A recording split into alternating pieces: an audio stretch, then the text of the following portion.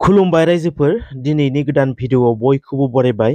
दासिमनि माखासे गोनां खौरांफोर लानानै फैदों। नोंथांमोना भिडिअखौ जोबजासिम नायलांदो आरो चेनेलाव गोदानै फैदोंब्ला अननानै साबस्क्राइब खालामनानै बेल आइकनखौबो अल आव होनानै लादो आरो भिडिअखौ लाइक मोनसे होदो आरो हायोब्ला लोगोफोरनोबो शेयार खालामनानै होदो।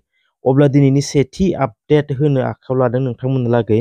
कंग्रेस पार्टी आरो आसाम पुलिसनि गेजेराव दुंहाव थासारि। राहुल गांधी भारत जोड़ो न्याय यात्राया आसामाव 6 सान बारलांबाय।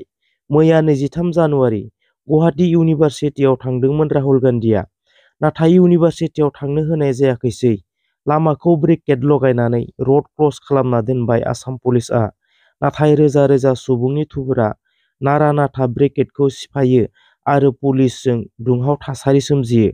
आसाम कंग्रेस पार्टीनि आफादगिरि भूपेन बरानि सायाव पुलिसआ लावथि सिबो। मख'नो गोनांदि थांनाय 22 जानुवारियाव भूपेन बराखौ गन्थंआव थै गहोबाय आरो मैयानि समाव पुलिसनि लावथिया भूपेन बरानि सायाव गोग्लैबाय। लोगोसे माखासे आइजोफोरनि मोदोमाव आखाइ होदों होननानैबो मोनथिनो मोन्दों। लेडिज पुलिस थासेयाव जेन्टस पुलिसआ माबोरै आइजोफोरनि सायाव आखाइ दैखांनो मोनखो होननानै गोख्रों रावजों सोंखारनायखौबो नुनो मोन्दों। मख'नो गोनांदि राहुल गांधीया इउनिभार्सिटियाव हाबहैनो मोनाखैब्लाबो इउनिभार्सिटिनि स्टुडेन्टसफोरा इउनिभार्सिटिनिफ्राय ओंखारबोनानै राहुल गांधीनि खाथियाव फैनानै राहुल गांधीनि सावरायनो गोनांखौ फुरा खालामफैदों। लोब लोब सुबुंनि गेजेराव बास सायाव गसंनानै राहुल गांधीया माइक लानानै इउनिभार्सिटिनि स्टुडेन्टफोरनो फोरमायनो गोनां बाथ्राफोरखौ फोरमायदों। बेराफारसे आसामनि गिबि मन्त्रि हिमन्त बिश्व शर्माया खौरांगिरिफोरनि गेजेरजों आरो टुइटारनि गेजेरजोंबो फोरमायदों दि राहुल गांधीखौ केस रेजिस्टार खालामनाय जागोन होनना फोरमायदों। आरोबाव फोरमायबावदों दि केस रेजिस्टार खालामोब्लाबो राहुल गांधीखौ दायो एरेस्ट खालामथ'वा, नाथाय लकसभा बिसायख'थि जोबनायनि उनावनो राहुल गांधीखौ एरेस्ट खालामगोन होननानै फोरमायदों गिबि मन्त्रि हिमन्त बिश्व शर्माया। कर्नाटका इयुथ कंग्रेस वर्कार्सफोरा बेंगालुरुआव टर्च रेली खालामनायखौ नुनो मोन्दों। आसामाव राहुल गांधीनि भारत जोड़ो न्याय यात्रानि समाव एटेक खालामनायनि हेंथायै बनजार लानानै रेली खालामनायखौ नुनो मोन्दों। थांनाय 3 जानुवारियाव पिकनिक जानो थांनायाव देरगाव बालिजानाव बास आरो गंसे डाम्पार गारिजों सौग्रावलायनायाव जिउ खोमानांनाय नखरफोरनो 2,50,000 रांनि चेक बिलाइ राननानै होदों गिबि मन्त्रि हिमन्त बिश्व शर्माया। गासै 11 सा सुबुंफोरा गंसे गामिनिफ्रायनो जिउ गोमादोंमोन। 11 सा जिउ गोमाजानाय नखरनो 2,50,000 रांनि अनसुंथाइ होदों रायजो सभानिफ्राय। सनितपुर जिल्ला इउबिपिअ आफादा खौरांगिरि मेलनि गेजेरजों माखासे गोनां बाथ्राफोर फोरमायनायजों लोगोसे सरकारखौ खावलायदों। बर' हारिया गोलाव सम संग्राम खालामनायनि गेजेरजों जि एसे मोनथायखौ मोनबाय, बियो बर' हारिनि थाखाय थोजासे नङा। बिटिसिआव जेसेबां बर'फोर दङ, बिनि 2 गुन बारा बिटिसिनि बाहेराव बर'फोर दङ। दिनैनि दिनाव सनितपुरनि बर'फोरा जेबो सुबिदा मोनाखै सरकारनिफ्राय। स्कुल कलेज लामा सामानि जेबो मोनसे सुबिदाखौ सनितपुरनि बर'फोरनो होआखै होननानै बुङो सनितपुर जिल्ला इउबिपिअनि दैदेनगिरिफोरा। लोगोसेनो सरकारखौ खावलायदों सनितपुरनिफ्राय जेसेबां गामिफोरा बिटिआरआव सोसनजानांगौ, बे गामिफोरखौ थाबैनो लकसभा बिसायख'थिनि सिगांनो भिलेज नटिफिकेसनखौ होनांगौ आरो माखासे सोसननो हायै गामिफोरखौ बिकेडब्लिउएसि आव सोसननांगौ होननानै दाबि खालामदों सनितपुर जिल्ला इउबिपिअ आफादआ। थांनाय 19 दिसेम्बर 2023 मायथाइयाव रुंसारि जालांनाय बर' हारियाव सिनायजानाय मिथिजानाय हारि सिबियारि हारिमु अनसायगिरि गपाल स्वर्गियारिनि सारादुखौ फैगौ 28 जानुवारि खालाराव खुंफुंनो थि खालामनाय जादों होनना मिथिनो मोननाय जादों। थांनाय 19 दिसेम्बर 2023 खालाराव जोंनि बर'फोरनि गेजेराव बयजोंबो सिनायजानाय मुंदांखा हारिमु अनसायगिरि, लंथाइगिरि, डाइरेक्टर, एक्टर, सिंगार, करिय'ग्राफार, फट'ग्राफार रुंसारि जालाङो जोंनि गेजेरनिफ्राय गपाल स्वर्गियारि। आरो बिथांखौ जोंनि ओनसोलनि लोगोसे गासै आसाम नाङैनो बयबो सिनाय मोनो।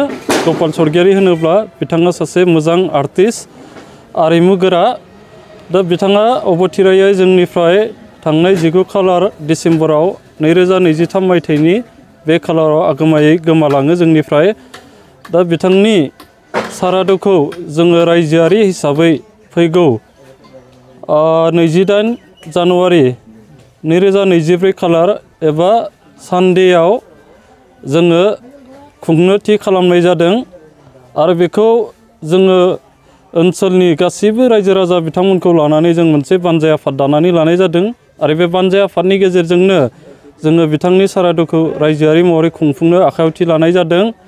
हाबाफारि बायदियै जोङो बिथांनि बिहोमाखौ नोजोर बोनानै गसाइनिसिम आर'ज खालामनो थाखाय जोङो मास प्रेयार लानाय जादों।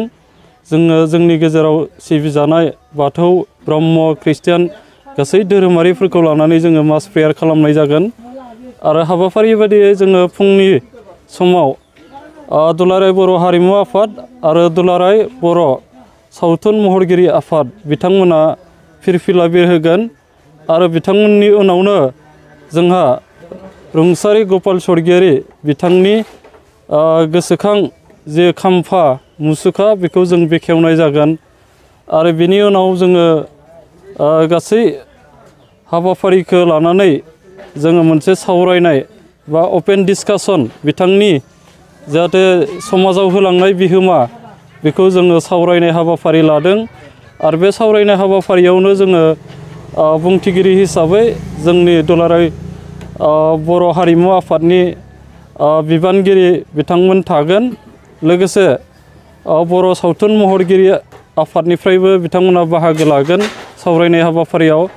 दुलाराय बर' फरायसा आफादनिफ्राय बाहागो लागोन। लोगोसेनो जोंनि बर' गहपुराव लामानि जाब्रबथायाव सासे सुबुंनि गोब्राब जोखोम जादों आरो पुलिसनि गारिया गोथौ हाखराव गोग्लैहैनायखौ नुनो मोन्दों।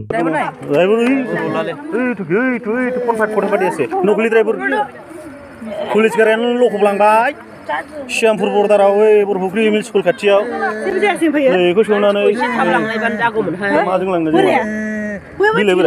गैला ओंखारजोब्बाय राजगर थांनानै आउटपस्टनि गारिया लांख्रांबायनो ड्राइभारा बरामोन लांनांगौथ' आरो दा मा जानांगौ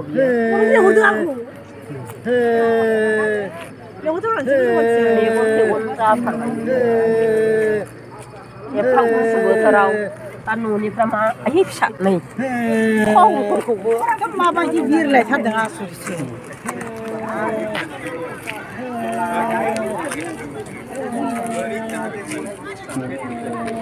ड्राइभारानो